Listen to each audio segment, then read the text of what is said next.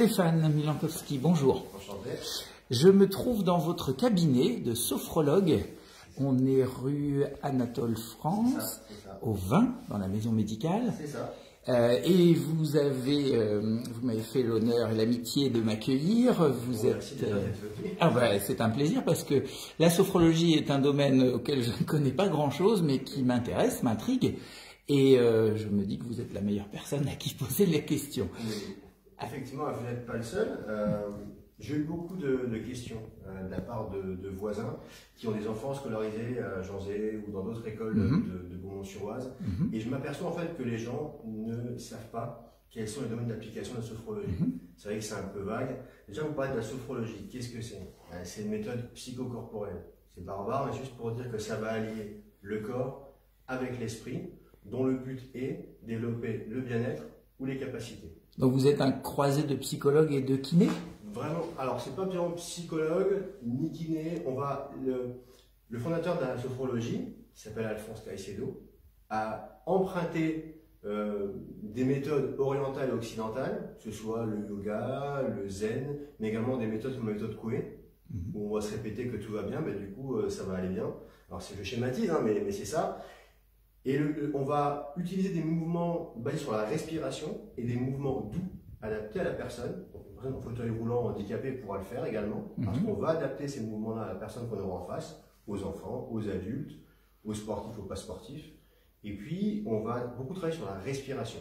Il y aura toujours deux phases, une phase d'exercice respiratoire pour baisser le niveau de vigilance, pour baisser la tension un peu du cerveau.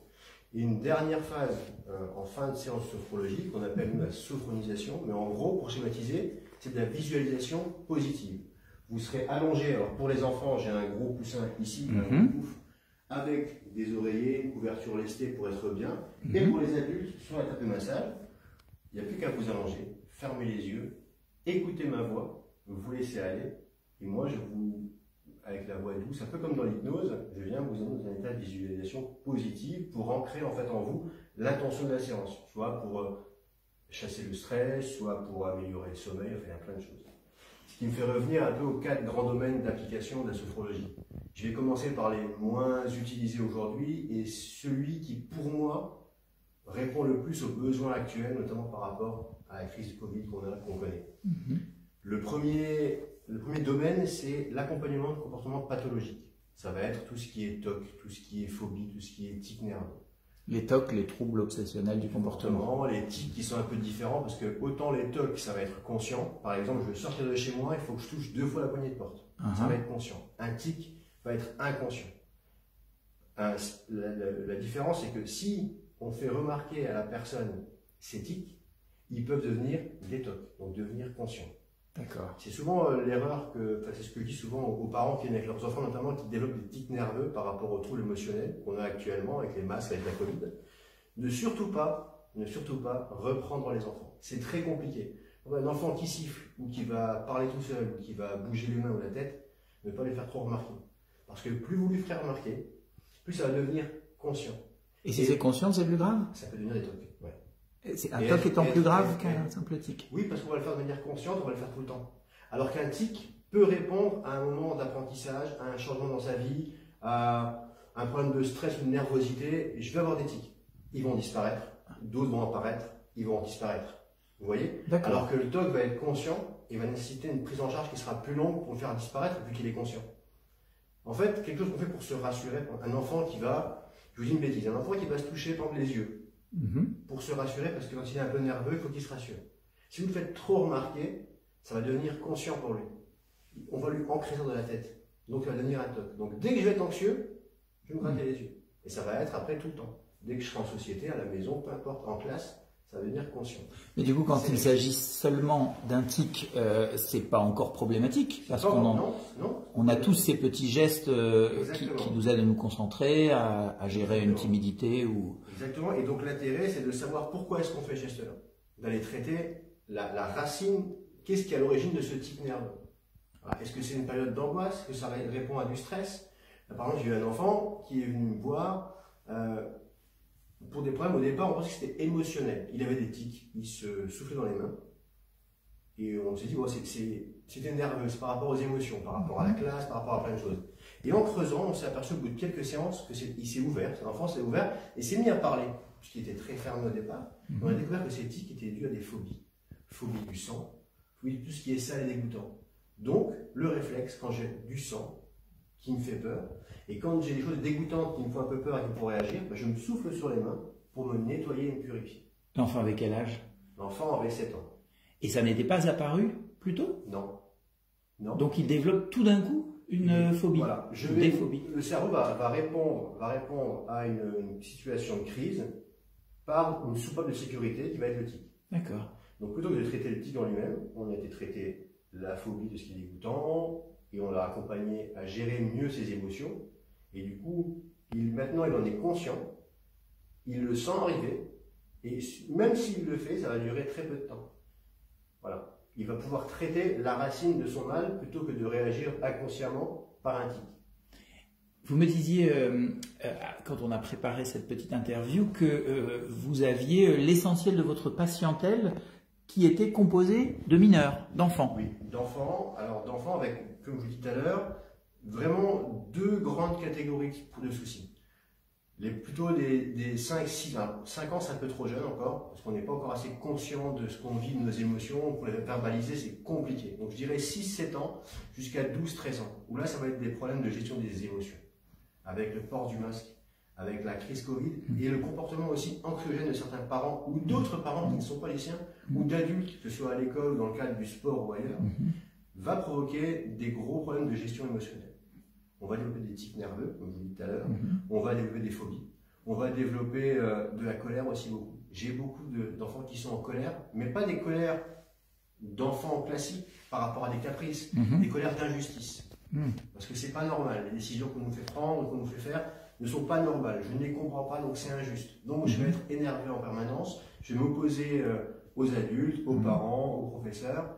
Et donc tout ça est compliqué à gérer pour eux. Et puis après, vous avez les 14-18 ans, où là, ça va être de la dépression. Voilà, je me sens isolé et j'ai un flot d'informations qui est plus comme avant. Les questions que je me posais auxquelles j'avais des réponses aux parents parce que je pouvais sortir. J'avais cette soupape de sécurité qui était la vie sociale que j'avais autour, n'est plus la même. C'est anxiogène, donc j'ai beaucoup de dépression et de déprime. Certains de ces problèmes sont liés évidemment à l'actualité, le Covid, à des difficultés scolaires et des bouleversements dans les études et autres, mais d'autres sont aussi forcément liés au milieu familial, à la dimension relationnelle avec les parents.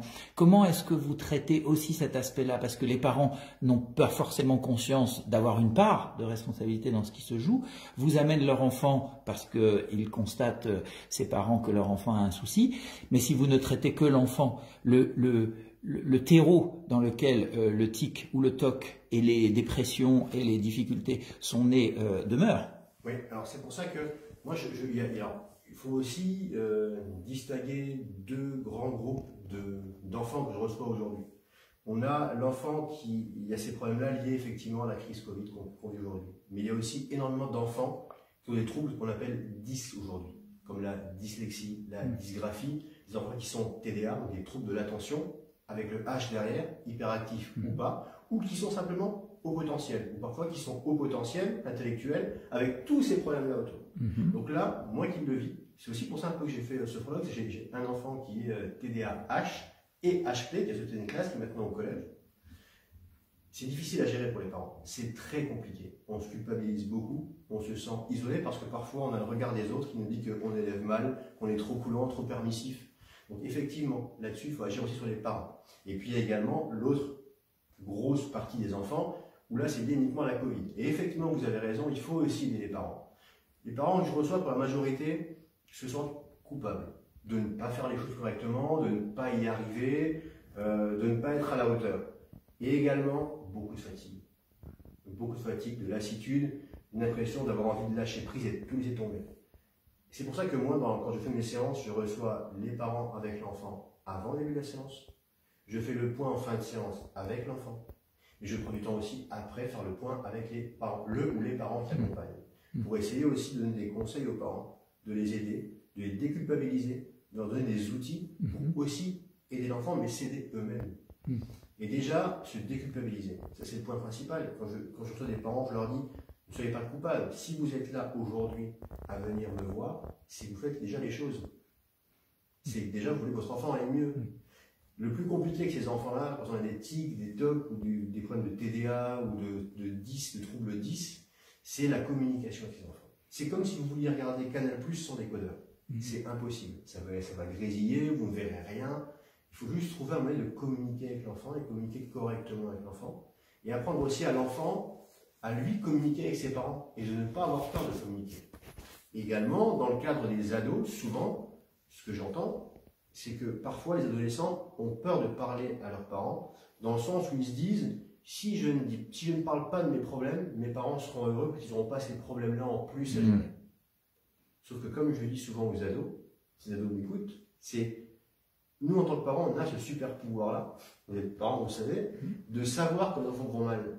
Et donc, plus vous nous direz quand vous allez mal, plus on ira bien, puisqu'on sait qu'on sera là pour vous écouter et vous aider. Et ça, c'est plus compliqué de faire que les enfants s'ouvrent et puissent parler. Vous avez tout un travail de création de la confiance, j'imagine, avec ces enfants, parce que leurs parents les amènent. Alors les ados, c'est peut-être un peu plus volontaire de leur part, mais les petits, ils n'ont pas eu vraiment leur mot à dire, sans doute, dans la consultation. Mais là, je vous coupe, mais souvent, c'est l'inverse. Souvent, c'est l'inverse. Souvent, les ados ont plus de mal, même si c'est eux-mêmes qui font la démarche, ou souvent c'est avec les parents, ils ont plus de mal à comprendre l'intérêt, parce qu'ils sont un petit peu perdus et que, voilà, même si du coup, ils ont du mal à venir, mais ils sont plus assidus après. Alors qu'un enfant est très volontaire. Il va voir quelqu'un de plus qui peut l'aider en plus. Et moi, je fais de la sophrologie. Alors, il y a autant de sophrologie que de sophrologue. J'ai ma façon de faire. Même si j'ai fait la même école que d'autres collègues, j'ai pas la même vision de la sophrologie que d'autres. Et comme j'ai un enfant TDAH, et comme je connais ce problème de gestion des TOC et des tics, je l'ai vécu au quotidien depuis maintenant 10 ans, je fais du pratico-pratique. Et l'enfant, quand il voit qu'en face de lui, quelqu'un sait ce que c'est, va répondre à sa question avant même qu'il ait posé la question parfois, en disant effectivement tu fais ça parce que tu fais ça et que c'est comme ça, ben, le parent ça le rassure, l'enfant ça le rassure, parce qu'on sait de quoi on parle, on l'a vécu. Donc c'est un peu la force que j'ai moi aujourd'hui, c'est que je traite des enfants qui sont un peu comme le mien. Donc du coup ça les aide. Et après il y a tout l'aspect d'être le plus cool possible avec les enfants et les ados, surtout les écouter. Et laisser parler. Comme je leur dis, au moment où ils arrivent, ils franchissent cette porte-là, mon bureau devient leur bureau, leur espace. Tout ce qui se dira ici restera ici. Il n'y aura jamais aucun jugement de ma part. Ce sera toujours bienveillant. Ils pourront dire tout et n'importe quoi. Même ce qui leur paraît absurde et insignifiant est important. Alors, comment se passe une séance ordinaire? Alors, j'imagine qu'il y a autant de séances que de cas, puisqu'il y a déjà autant de sophrologie que de sophrologues. Mais on voit, vous avez parlé un petit peu massage, on a vu le coussin, on voit un miroir, il y a des espaliers autour de vous. À quoi tout cela sert-il? Alors, il y a d'abord la première séance, l'anamnèse, où on va venir poser des questions aux parents et à l'enfant. Alors, moi, je reçois toujours les parents avec ou l'enfant ou l'ado. Pourquoi? Parce que ça me permet de poser des questions à l'enfant ou à l'ado qui est concerné, mais également poser les mêmes questions aux parents. Pourquoi? Pour confronter les deux visions. Parce que souvent les parents, quand j'interroge les enfants ou les ados, me disent « non, c'est pas ça, tu dis n'importe quoi ». Oui, mais c'est son ressenti. Prenez le temps d'écouter ce que votre enfant dit et ce que lui ressent. On ne vous dit pas que c'est une vérité, c'est un ressenti. Donc on fait cette première séance d'anamnèse avec quelques petits exercices à la fin de la séance pour découvrir la sophrologie, souvent de la respiration, pour apprendre à mieux respirer. Cette séance-là va me permettre de construire un protocole d'accompagnement de l'enfant ou de l'ado ou de l'adulte, avec un objectif final à la fin. Être moins stressé tous les jours plus facilement, savoir gérer mes émotions au quotidien plus facilement, ce genre d'objectif. Généralement, le protocole va durer entre 8 et 12 séances. Voilà. Ensuite, les séances type sont toujours les mêmes. Une première phase où on s'assoit au bureau, on vient débriefer de la semaine qui est passée, comment ça s'est déroulé à la maison, à l'école, au boulot, peu importe. Comment s'est passée la semaine? Est-ce que la personne a refait les exercices qu'on avait à faire entre chaque séance? C'est des trucs simples, de la respiration, ou réécouter les audios qu'on fait, que vous expliquerez juste après.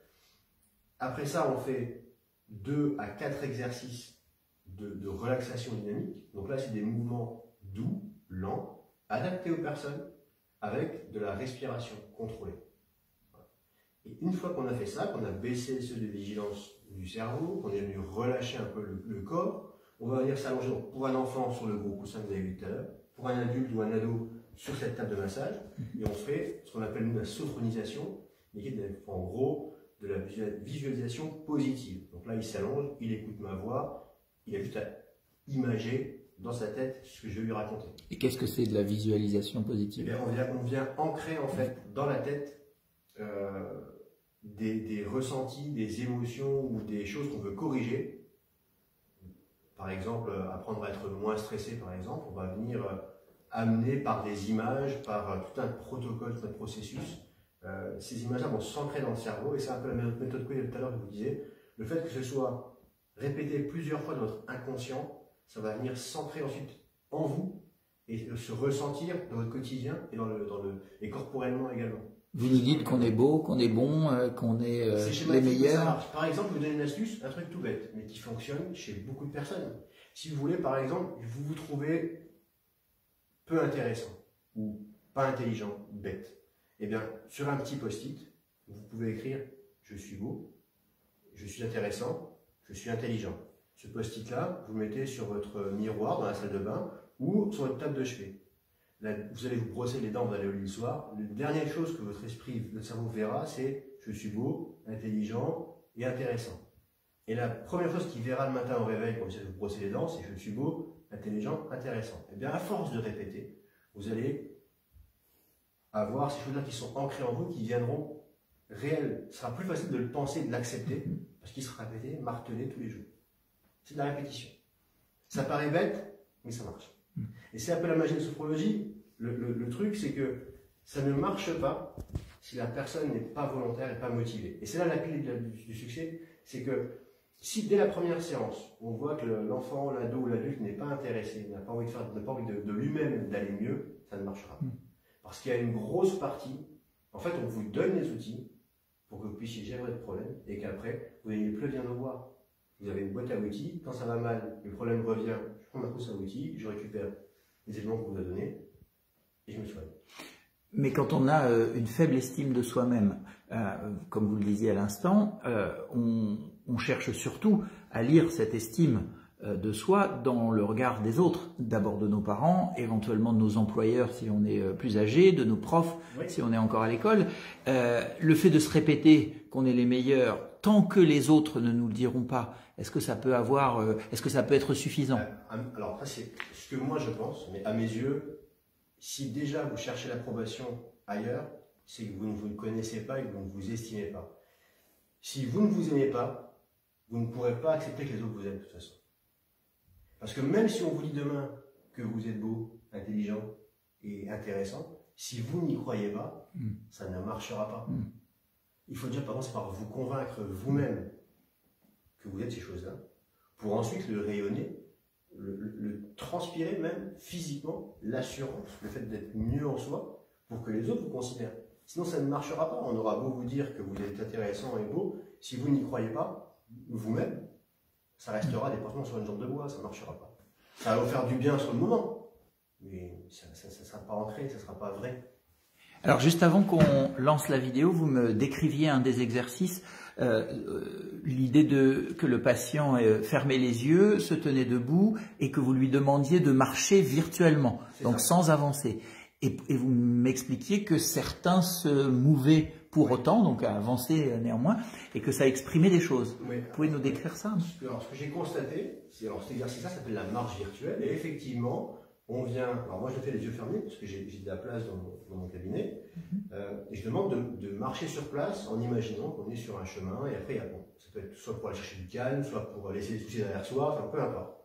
Ce que je constate, c'est que je le fais souvent en début de protocole, dans les 2-3 premières séances, et je le fais souvent en fin de protocole pour voir la différence.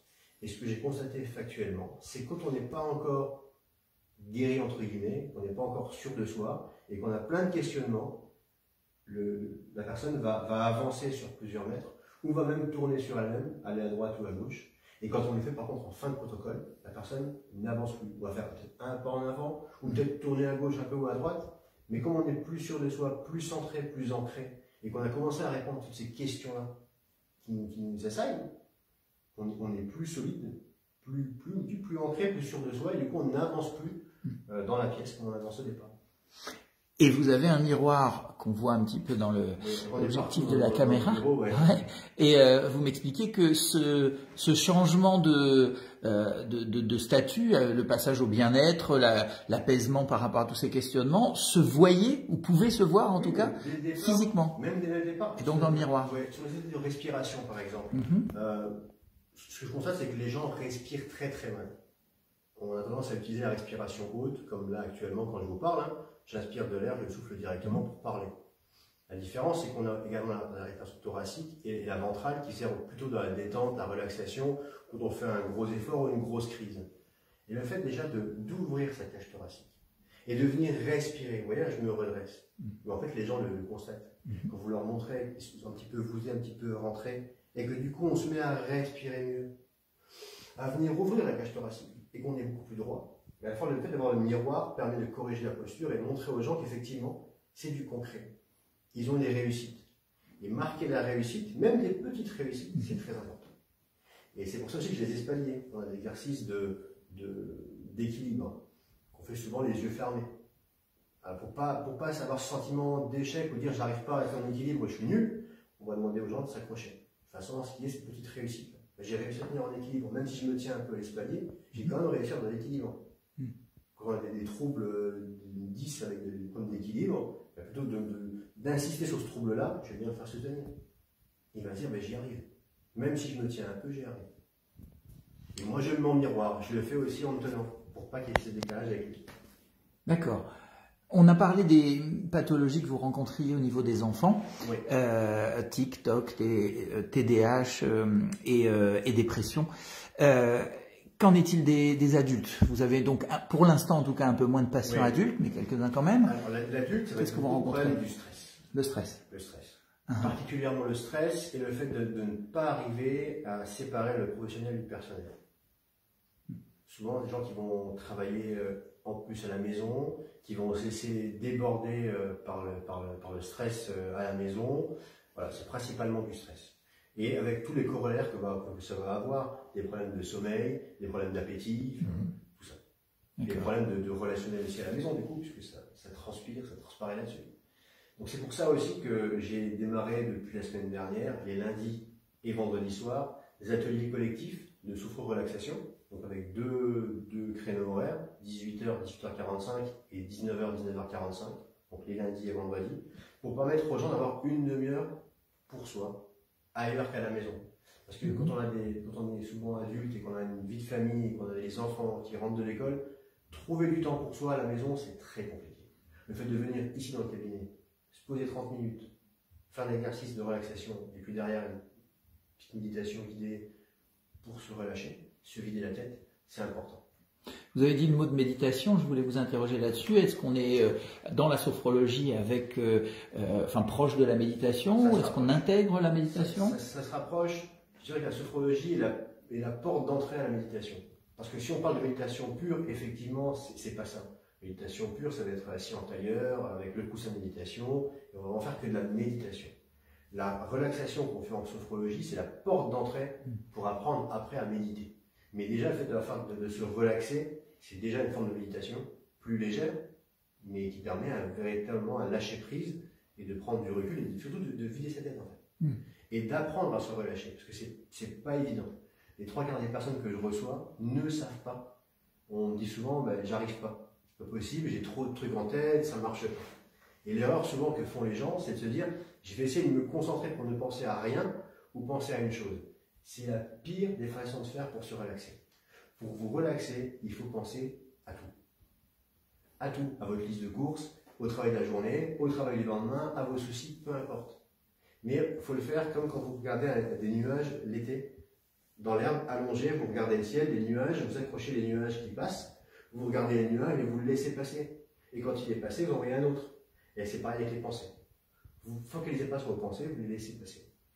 Vous les laissez passer. Et le fait d'avoir ma voix derrière qui vous parle et qui va descendre au fur et à mesure, nouvellement votre cerveau va carrément occulter la partie des pensées conscientes que vous aviez de vos listes de courses, du boulot, et vous allez penser à rien. Soit vous allez entendre ma voix, soit vous allez avoir un moment de blackout, il n'y a plus rien. Je ne pense plus à rien. et reprendre conscience quand je vais augmenter le volume de ma voix. Voilà. D'accord. Alors, peut-être pour terminer cet entretien, Stéphane, est-ce que vous aviez exercé avant ailleurs, parce que vous êtes relativement nouveau à Beaumont? Oui. Vous êtes arrivé quand et vous étiez où? Je n'ai pas exercé ailleurs. J'ai fait 21 ans dans le transport de marchandises, dans tous les métiers du transport, de la messagerie, fret, jusqu'à l'express, les moyens écologiques sur Paris. Et puis j'ai fait un burn-out en 2019, décembre 2019. Ce qui m'a fait prendre conscience qu'il fallait que je change un peu de vie. Et j'avais fait de la sophrologie déjà de manière personnelle un peu avant.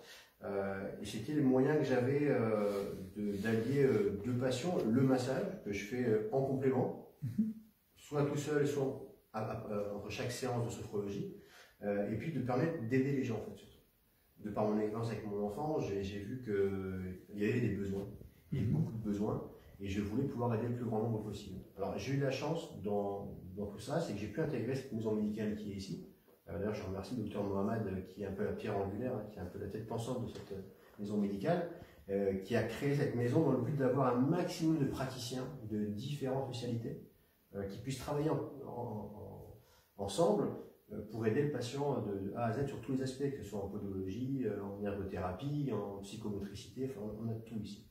Et du coup, ça me permet moi aussi, étant le seul sophrologue, d'avoir du monde avec différentes pathologies, comme on a dit tout à l'heure, de dépression, qui ne sont pas directement gérés en psy ou autre. Il vous arrive d'être plusieurs praticiens à discuter du même cas? Vous partagez un patient? Oui, ça m'arrive. Alors, il y a des petits qui vont être en ergothérapie, par exemple, qui ont des problèmes sur les émotions, donc je vais le prendre en sophrologie, ou des gens qu'on voit en podologie et qui ont des petits soucis de gestion de colère ou de stress, donc on va les envoyer. Voilà, il y a plein de cas de figure différents. Et également de mon côté, quand je fais des massages, par exemple, ou quand j'ai une séance de sophrologie avec un enfant et que je vois qu'il ne marche pas forcément bien, ou qu'il y a des problèmes de boiterie ou autre, je peux l'orienter moi vers la kiné ou la podologie. Et comment vous êtes-vous formé à la sophrologie? Vous avez d'abord été patient, si j'ai bien compris. Oui, c'est ça. Ensuite, je suis passé par l'Institut français de sophrologie, l'IFS, de Catherine Aliota, qui est un peu la pionnière de la sophrologie en France. Et c'est grâce à elle qu'aujourd'hui le métier de sophrologue est reconnu par l'État. Il y a une certification à passer pour être certifié RNCP. RNCP, c'est le titre reconnu par l'État en fait. Moi j'ai 5 ans pour la passer, je peux exercer sans, mais je peux la passer. Du coup. Et donc j'ai passé 1 an de formation théorique et pratique avant de pouvoir m'installer et de pratiquer la sophrologie. D'accord. Alors est-ce que ça veut dire que si cette pratique est désormais reconnue par l'État, est-ce qu'elle est remboursée par la Sécurité sociale? Malheureusement non. C'est là où le bas blesse et c'est aussi pourquoi on a un peu du mal à attirer beaucoup de monde, c'est que les séances ne sont pas remboursées par la Sécurité sociale. Par contre, de plus en plus de mutuelles prennent en charge une, voire plusieurs séances de sophrologie. Pour ça, il faut aller sur le site de la Chambre syndicale de sophrologie et toute la liste des mutuelles y est inscrite. Et après, plus qu'à faire les démarches pour la demande. Je sais que le gouvernement Macron a proposé des sous pour des séances de psychologie pour les enfants en difficulté suite au Covid. Est-ce que cet argent-là peut être utilisé aussi pour les sophrologues? Non, malheureusement. D'accord. On n'est pas dans la même classification. Eux sont considérés comme docteurs, pas nous. On est thérapeutes, mais pas praticiens en médecine. D'ailleurs, on n'a même pas le droit d'utiliser le terme patient techniquement. Je devrais utiliser le terme client. J'ai pas forcément le droit. Alors, je préfère utiliser le terme patient parce que j'aime pas le terme client. Ça fait un peu très commercial et c'est pas le but de la profession. Par contre, après, voilà, il faut aussi tenir compte des réalités financières. Et c'est pour ça que dans le cadre des accompagnements que je fais moi, souvent la première partie du protocole, ça va être une séance par semaine. Maintenant, si des parents ont des difficultés financières, parce que j'ai connu moi aussi, quand mon fils a fait 3-4 spécialistes en même temps, psychomotricité, ergothérapie, psy, ça vous fait vite 150 € par semaine, c'est énorme, c'est très compliqué à gérer. On peut après espacer les séances. Une semaine sur 2, si tout va bien, une semaine sur 3, quand ça va mieux sur la fin. Voilà. On se met aussi, on essaie de s'adapter aux gens qu'on a en face et qui viennent nous voir. Encore une fois, le but, c'est plus d'aider que de devenir multimillionnaire. J'aurais fait un autre métier sinon. Et c'est pour ça que je souhaiterais aussi, moi, rencontrer au mois de décembre les directrices et directeurs d'école de Beaumont, parce que je voudrais déjà faire connaître un peu la sophrologie aux enfants. Donc, voir avec eux pour organiser sur décembre une journée sophrologie gratuite, bénévole, de ma part, pour chaque enfant de l'école. Donc passer par classe et faire une demi-heure de détente avec les enfants. Donc il faudrait que je rencontre les directrices et les classes pour pouvoir faire ça, mettre ça en place. Et puis également, je voudrais rencontrer les restos de parents d'élèves pour pouvoir communiquer une petite brochure sur qu'est-ce que la sophrologie et en quoi ça peut aider les enfants, qui puisse se diffuser à tous les parents, parce que souvent ils se posent des questions, est-ce que ça c'est de la sophrologie ou pas? Est-ce que le fait de pas savoir donner mes émotions, est-ce que c'est de la sophrologie? Est-ce que le fait d'être un petit peu renfermé, introverti? Oui, on peut l'aider en sophrologie, il y a plein de choses. Donc moi j'ai envie de communiquer là-dessus aussi. Et c'est aussi pour ça que je vous remercie d'être venu aujourd'hui pour en parler au plus grand nombre. Stéphane Milankovski, merci beaucoup. On est à Beaumont-sur-Oise, dans votre cabinet, 20 rue Anatole France. Merci beaucoup. Vous êtes ouvert toute la journée? Alors, je suis ouvert 5 jours sur 7? Mercredi, vendredi, samedi, pour le moment. D'accord. Je serai certainement à plein temps en janvier, le temps de remplir tout mon carnet de rendez-vous. Donc voilà, après je suis ouvert de 8h à 19h, donc il n'y a pas de souci avec des séances le soir et lundi et vendredi. D'accord. Merci beaucoup. Merci à vous.